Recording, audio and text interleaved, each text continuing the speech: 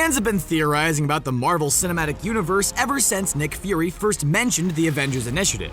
And while fan theories can get a little bonkers at times, sometimes they end up being right on the mark. Avengers Infinity War is no exception. Let's take a look at some of the best Infinity War theories that turned out to be true. But before we get a move on, you see that subscribe button? The one that's the same color as the Reality Stone? Go ahead and click on that to stay tuned in to all of the latest, greatest content from Screen Rant. Loki and the Tesseract. This pesky blue box has been causing problems for the Avengers since it made its first official appearance in Captain America: The First Avenger. In the Avengers, Loki gained control of the Tesseract in order to create a portal that would allow Thanos and his crazy space slug army to wipe out the planet. The Tesseract and Loki are practically BFFs. I mean, have you seen the way he looks at that thing? We haven't seen this kind of magical object love story since Frodo and the Ring. When you stop to think about it, Loki's relationship with the Tesseract has been far more positive than the relationship he shared with his own brother. This led many fans to speculate that Loki would once again betray Thor, giving up the Tesseract to Thanos and offering his undying loyalty once again. And for a second there, it did look like things would play out that way. But when it seemed as if Thanos was about to murder Thor, taking him out of the MCU once and for all, Loki ended up using the Tesseract as a bargaining chip to save his brother's life. It's a touching moment made all the more tragic by the fact that the gesture leads right into Loki's death. If they cut off one head, two more shall take its place. Hail Hydra. Red Skull. Here's something we can all agree on. Hugo Weaving is awesome. The guy is such a powerhouse actor, he almost made The Matrix Revolutions worth watching. Keyword almost. His inclusion in the MCU as Captain America's arch nemesis Red Skull was a primary example of perfect casting, and it's a shame it's the only chance Weaving's had to strut his acting chops in the wonderful world of Marvel. Fans have been theorizing about Red Skull's return since the end of the first Captain America, when the conniving Hydra leader got zapped into outer space after getting a little too touchy-feely with the Tesseract. Probably because the stone knew that its true love Loki was out there somewhere. Some fans half expected to find Red Skull floating around the quantum realm in Ant-Man. With Infinity War, Red Skull and Hugo Weaving devotees finally got what they wanted. Well, kind of. The character's long overdue return. They only had to wait 7 years for it. Turns out Red Skull's encounter with a Tesseract resulted in his becoming a Stonekeeper on the planet Vormir. While he didn't play as big a role in Infinity War's events as some fans hoped, he did play a significant part in explaining the rules on how to obtain the Soul Stone to Thanos, resulting in one of the film's most devastating moments. My father didn't stress diplomacy. Thanos? He's not my father. Gamora. Oof. This one still hurts to think about. Let's try to get through it as fast as possible. In Guardians of the Galaxy, we discovered Gamora was one of Thanos' adopted daughters. For years, she carried out his orders, playing the part of a loyal servant. But the truth was she never forgave him for killing half the population of her home planet. When she betrayed Thanos and joined up with the Guardians of the Galaxy, fans expected the decision to come back to haunt her. Little did we realize. But there were some who saw Gamora's death coming. The Infinity War trailers played up the connection between Thanos and Gamora, showing glimpses of flashbacks and suggesting their relationship would play a significant part in the film. On one message board, a user who claimed to have access to information from a purported Marvel leak ended up describing in crazy significant detail how Thanos would have to sacrifice something he loved in order to obtain the Soul Stone, and how, seeing as Gamora was the only thing he had ever loved, he would end up killing her to get it. While so many fan theories end up being frustratingly wrong, we kinda wish that had been the case here as well. You could have saved us. Everyone dies!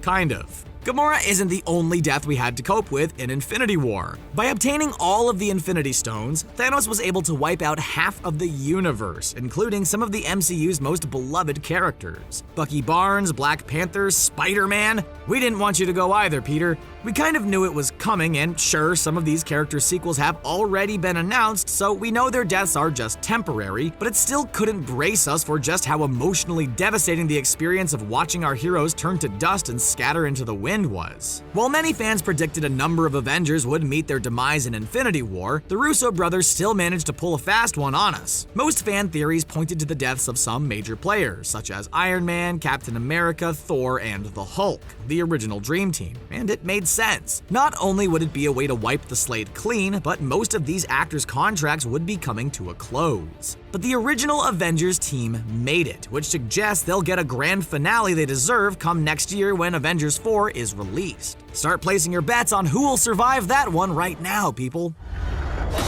Oh! Wipers! Wipers! Get it off! Everyone meets!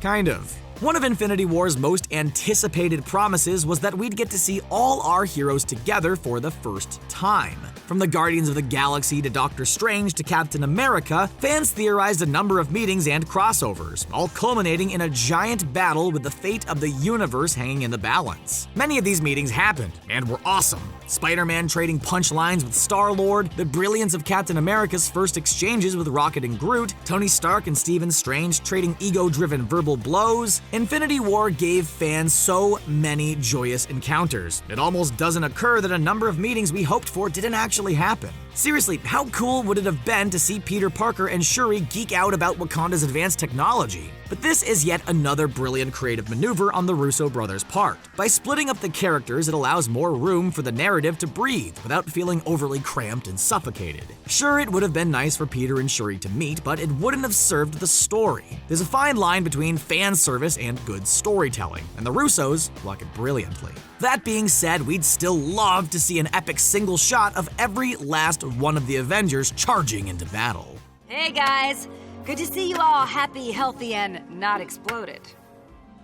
Captain Marvel. Fans have been hoping Carol Danvers, aka Captain Marvel, would join the ranks of the MCU ever since it first kicked off with 2008's Iron Man. In 2014, Marvel Studios' fearless leader, Kevin Feige, finally announced the beloved character would be making her long overdue debut.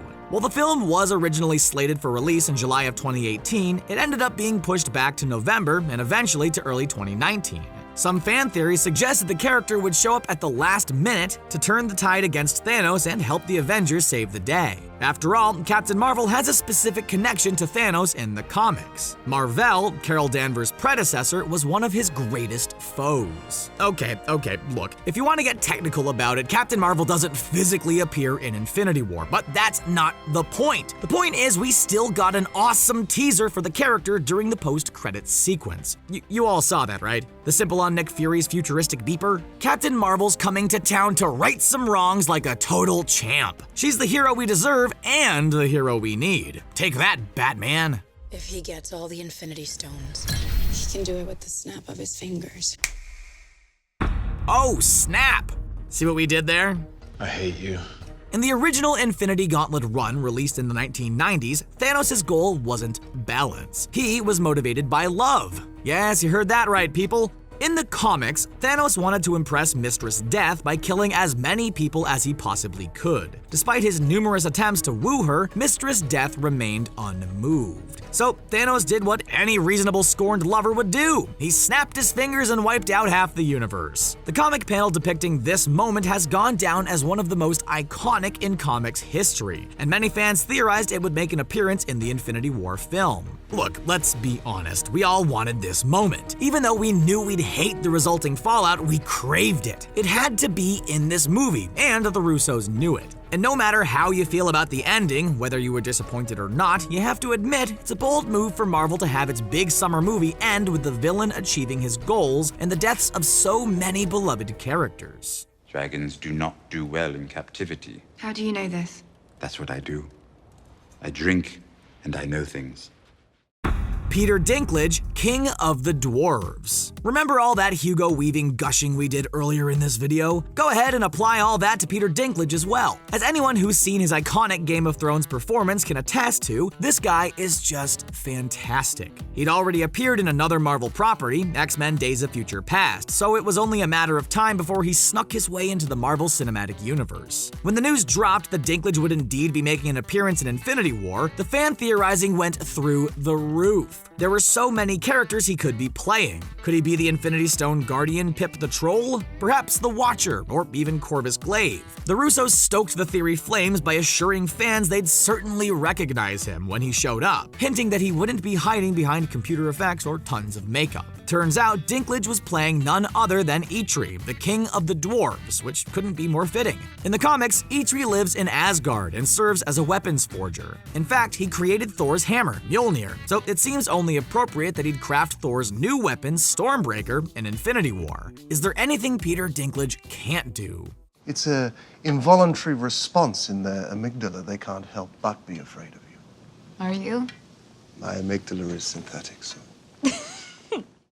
Scarlet Witch hearts Vision to death. The romance between Scarlet Witch and the Vision is one of the Marvel Universe's most intriguing, particularly in the comics. The two joined the Avengers as outsiders, which naturally resulted in their attraction to one another. Eventually, they were married in giant-size Avengers number 4, but they never ended up happily ever after, primarily due to Wanda being a human and Vision being a machine. They settled down in a suburban neighborhood and tried to build a normal life, but between the imaginary offspring and consistent supervillain attacks, things just never panned out for them. While the Marvel Cinematic Universe has only just scratched the surface of this romance, at the very least, they've managed to find a way to reference it. We've seen hints of it in Captain America: Civil War, but in Infinity War, the pair is finally revealed in full-on dating form. So many of the trailers showcase the tender moments between these two to the point that many fans could predict this relationship coming from light years away. That being said, it's still impressive just how well the Russos managed to pay this pairing off. Though Thanos is the one who ultimately kills Vision, it is Scarlet Witch's attempt to destroy him in a desperate attempt to save the universe that ends up being the most heartbreaking.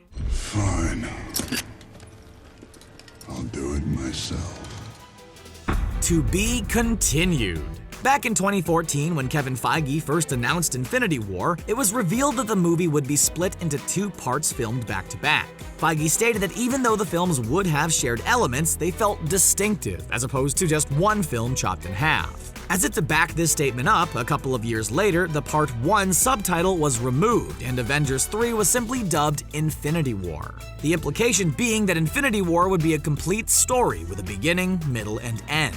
Still, there were many fans that clung to the notion that Infinity War would end with a massive cliffhanger, paving the way for the next Avengers film in May 2019. Some even suspected the film would go so far as to conclude with Thanos' infamous finger snap and the deaths of dozens of Avengers. As it turned out, those fans were completely correct. And while some would argue that Infinity War is indeed a complete storytelling experience with a fitting ending, there's no doubt that the film's conclusion left much to be resolved in Avengers 4. It's no surprise general audience members were left scratching their heads, wondering whether or not these heroes were gone for good.